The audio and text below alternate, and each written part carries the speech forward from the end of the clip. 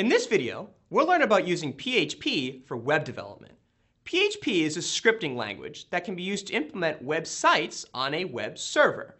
A web server is essentially a machine dedicated to providing content that can be accessed via the internet.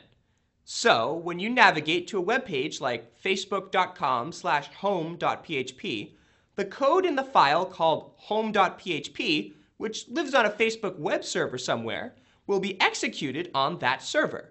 So this code will likely generate some output, which will in turn be sent from the server to your web browser. We'll be using the CS50 appliance as a web server. Your machine probably won't be nearly as powerful as the machines in a Facebook data center, but you'll have no problem using it for web development.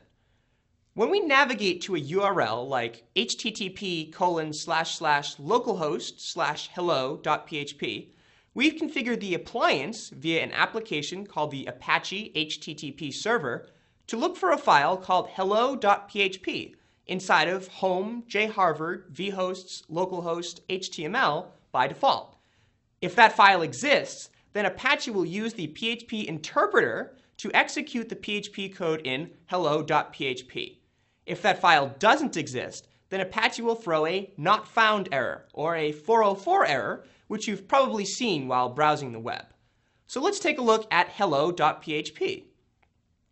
We can see here that hello.php generates a single line of output. When we ran hello.php at the command line via php space hello.php, that output was printed to the terminal. Now, when we access this file via a URL in the web browser, its output will be sent to the web browser. So, heading to the URL http://localhost/hello.php, we can see the output in our web browser.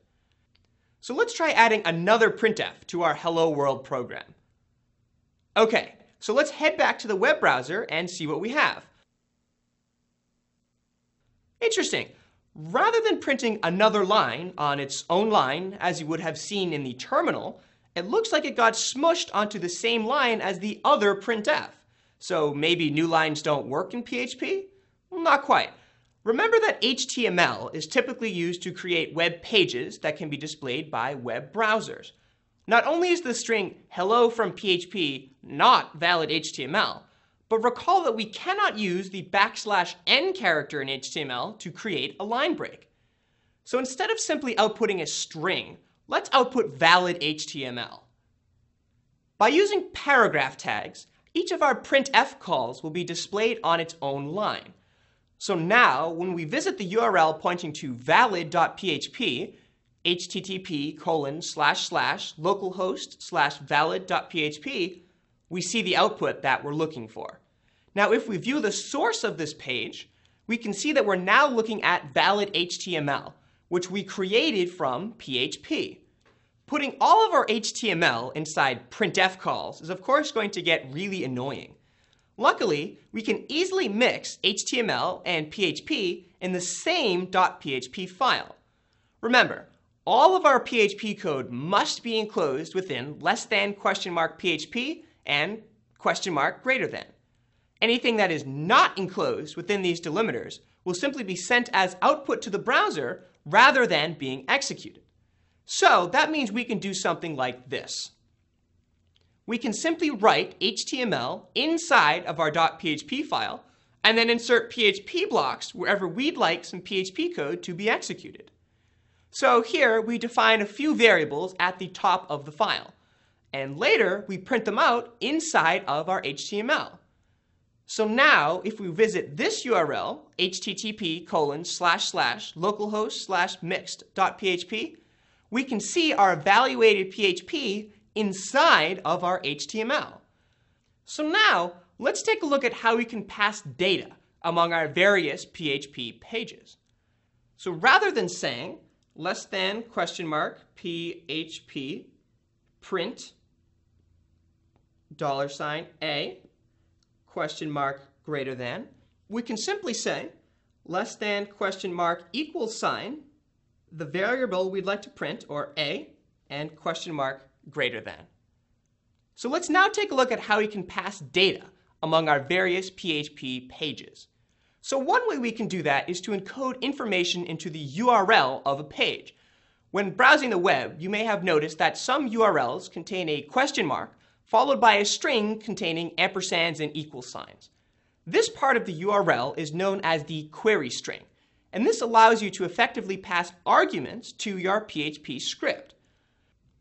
The query string consists of key value pairs, just like a hash table.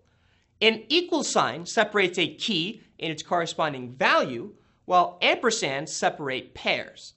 So, a URL that looks like http://localhost/get.php ? Foo =bar ampersand baz =quux has two key value pairs in the query string. The key foo maps to the value bar, and the key baz maps to the value quux. We can easily access these key value pairs using a special variable in PHP. $_GET. $_get is an associative array that is automatically populated with query string data. So that means that given this URL, $_get bracket quote foo quote bracket will be equal to the string bar. So let's take a look at get.php to see $_get in action. Here, we're using a function called var_dump, which, when given an array or other variable, will print it out for us. So now, if we simply access http://localhost/get.php, then we'll see an empty array because we haven't provided a query string.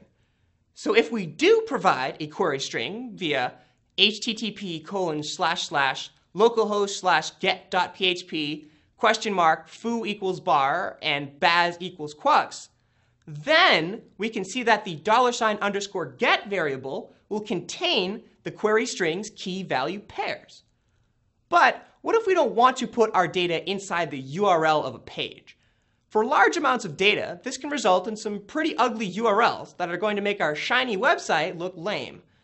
We can instead put the query string into the body of the HTTP requests rather than the request's URL. Then we can use PHP's $_post variable to access the key value pairs. So one way to do this is via an HTML form. Here we have a simple HTML form. Notice here that the method attribute of this form is post. This tells the browser to put the form's key value pairs into the body of the request rather than the URL. If we were to use the value get for this attribute, then the form's key value pairs would instead go into the query string, so we could access them via $_get again. The action attribute of the form tells the browser where to send the data. So here, our two input elements have name attributes. The value of the name attributes will serve as keys into our data, and the values of the text inputs will become the values of those keys. So now let's take a look at post.php, the file that this form is submitting to. Just like we did before, we're simply displaying the contents of the $_post variable. So let's navigate to the form with http://localhost/form.php. Now, when we submit the form, we can see that the data from form.php is passed to post.php without appending a query string to the URL. So now we've seen two different ways of passing data between PHP pages, get and post. In our examples, we used two different types of HTTP requests. As you might expect, a GET request was used when we populated $_get from the URL, and a POST request was used when we populated $_post.